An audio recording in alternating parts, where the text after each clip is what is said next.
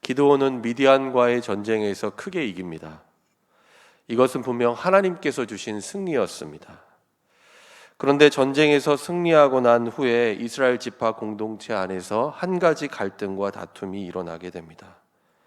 그것은 오늘 본문에 나오고 있는 것처럼 에브라임 사람들이 기드온에게 다음과 같은 항의를 한 것입니다. 오늘 본문 1절 말씀 보시기 바랍니다.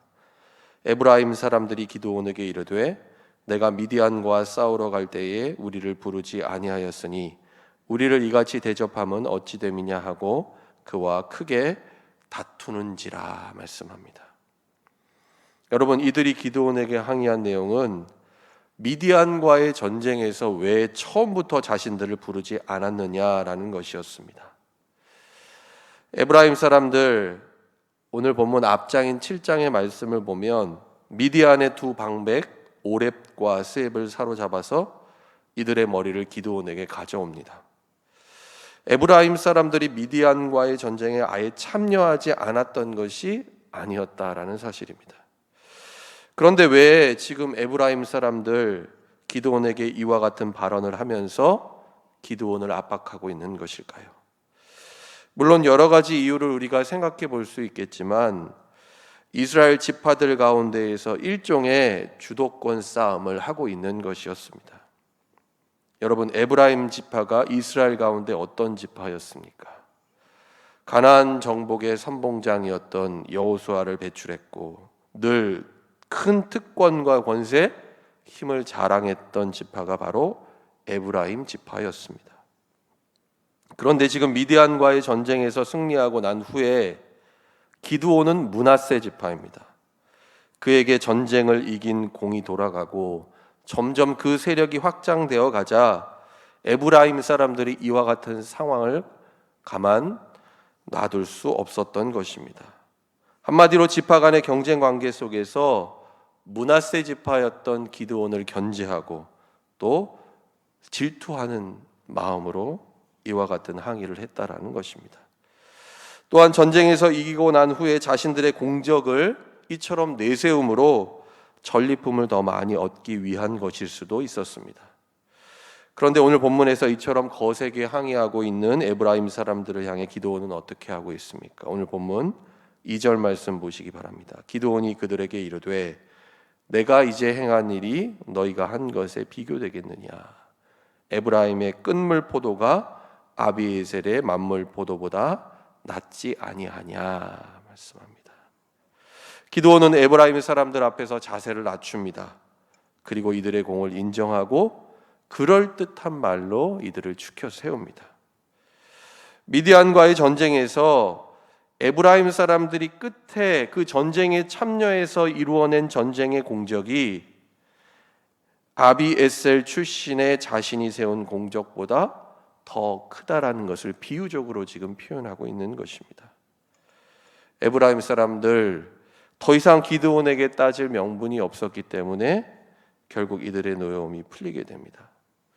어찌 보면은 이스라엘 지파 가운데 분열과 갈등이 더 심각해질 수 있는 위기 상황 속에서 기드온이 지금 지혜롭게 문제를 해결했던 것입니다. 그런데 미디안과의 전쟁은 아직도 끝이 나지 않았습니다. 오늘 본문 4절 말씀 보시기 바랍니다. 기드온과 그와 함께 한 자 300명이 요단강에 이르러 건너고 비록 피곤하나 추격하며 말씀합니다. 기드온과 그의 군대는 남아있는 미디안 군대를 끝까지 추격했다라는 것이죠. 여러분, 그런데 이 싸움은 어떠한 명분이나 목적도 없었고 또 오늘 본문의 말씀을 살펴보면 직접적으로 나타난 하나님의 명령 또한 없었습니다. 그리고 무엇보다 오늘 본문에 기록되어져 있는 것처럼 기드온과 함께한 이 군사들에게는 피곤하고 또 무리한 강행군이었다라는 것입니다. 5절 말씀 보시기 바랍니다. 그가 숫곳 사람들에게 이르되 나를 따르는 백성이 피곤하니 청하건대 그들에게 떡덩이를 주라. 나는 미디안의 왕들인 세바와 살문나의 뒤를 추격하고 있노라 하니.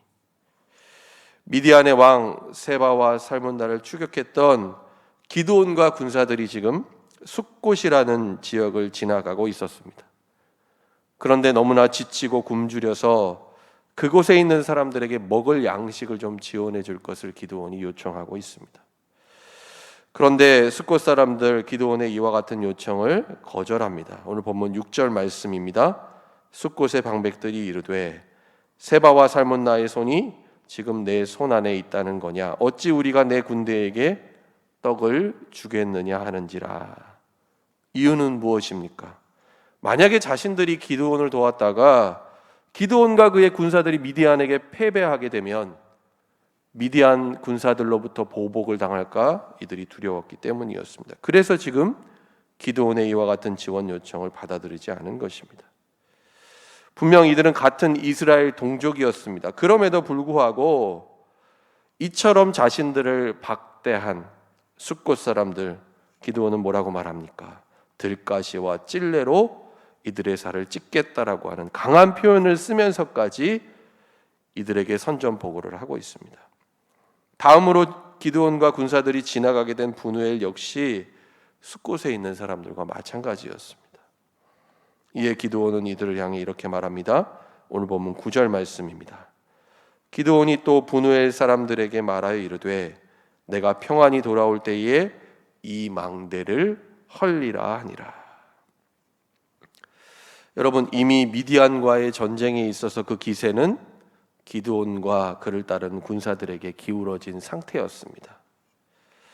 미디안 왕 세바와 살문나 많은 병력을 잃었고 또 남은 군사들마저도 안심하면서 무방비 상태로 있었습니다. 그때 기드온과 그의 군사들이 이들을 기습적으로 공격합니다. 그리고 오늘 본문 말씀에 보면 도망치는 미디안 왕 세바와 살문나를 사로잡고 또 이들의 온 진영을 기드온이 격파합니다.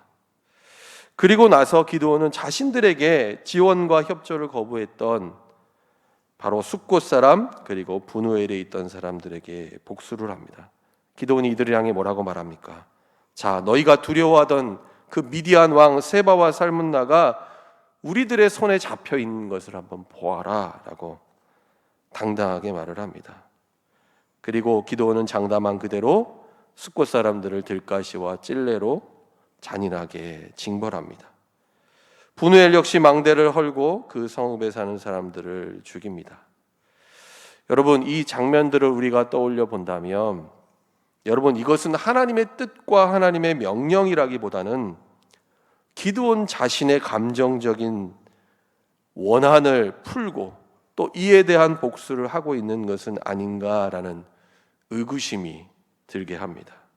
계속해서 이어지는 오늘 본문 마지막 단락인 18절 이하의 말씀을 보아도 우리는 동일한 생각을 하게 됩니다.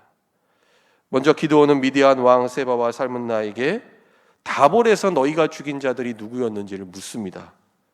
그리고 이들이 죽인 자가 바로 기드온의 혈육이었다라는 것을 밝힙니다. 그리고 기드온은 하나님의 이름으로 맹세까지 하면서 이들에게 철저하게 복수할 것을 말합니다. 처음에는 어떻게 합니까? 기드온이 어린 아들에게 이들을 죽이도록 시킵니다. 왜 그랬을까요? 이들로 하여금 수치심과 모욕감을 느끼게 하기 위해서였습니다.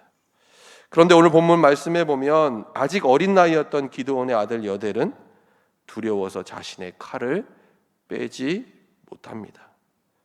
그래서 결국에는 어떻게 됩니까? 미디안 왕 세바와 살문나는 기드온에 의해서 죽임을 당하게 됩니다. 오늘 본문 마지막 21절 말씀 보시기 바랍니다. 세바와 살문나가 이르되 내가 일어나 우리를 치라 사람이 어떠하면 그의 힘도 그러하니라 하니 기드온이 일어나 세바와 살문나를 죽이고 그들의 낙타목에 있던 초승달 장식을 떼어서 가지니라 말씀합니다. 결국 기드온 미디안 왕 세바와 살문나를 죽임으로 개인적인 원한을 풀게 됩니다. 그리고 이들의 낙타목에 있던 부적과도 같은 장식품을 떼어서 기드온은 전리품으로 가져갑니다.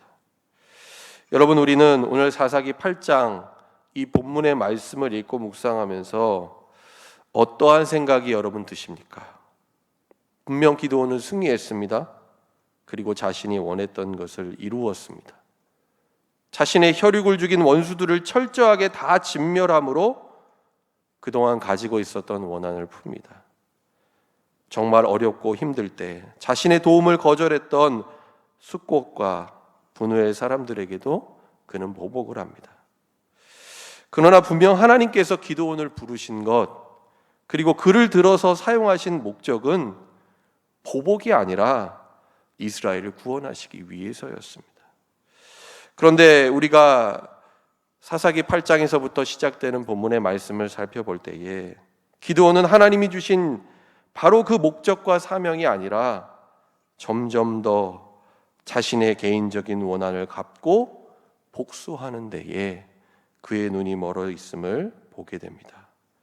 한마디로 하나님의 뜻과 명령을 묻고 어떠한 일을 계획하고 실행하기보다는 자신이 판단하고 결정해서 그대로 그것을 실행하고 있다라는 것입니다.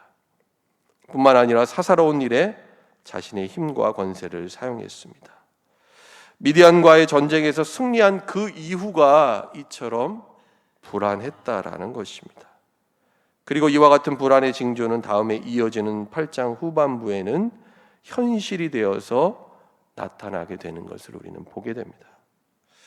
여러분, 우리는 오늘 본문에서부터 시작해서 하나님 앞에 겸손했던 기드온이 점점 승리에 취하고 복수와 욕망의 눈이 멀어져 가고 있음을 보게 됩니다.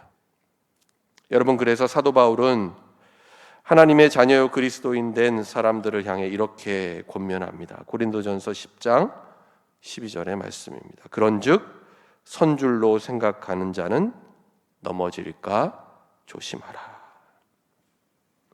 하나님보다 사람이 우선되고 하나님의 뜻보다 나의 뜻이 앞서게 되면 여러분, 우리가 아무리 승리를 하고 이 땅에서 엄청난 업적을 남겼을지라도 또한 하나님을 잊어버리고 떠나게 된다면 여러분, 우리는 얼마든지 오늘 본문의 기드온과 같은 모습으로 살아갈 수 있게 된다라는 것입니다.